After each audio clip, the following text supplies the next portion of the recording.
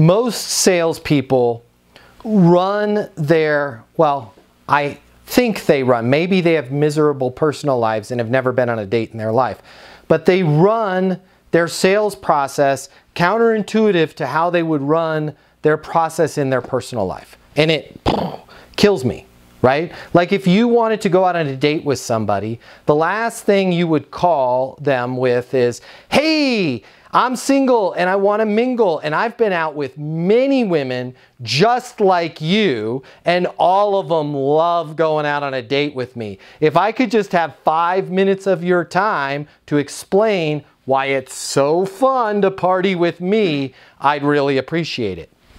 You'd get slapped. You'd get a restraining order. Yet that's how we sound when we call people.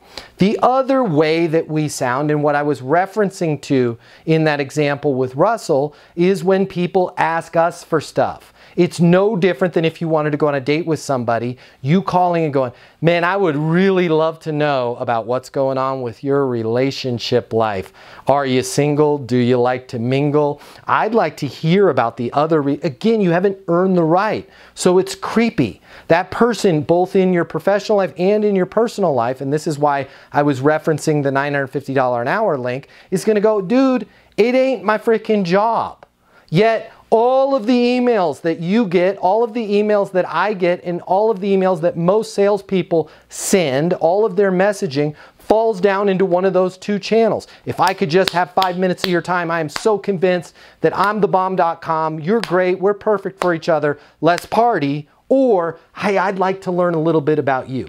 Neither of those is a skillful way to start a relationship.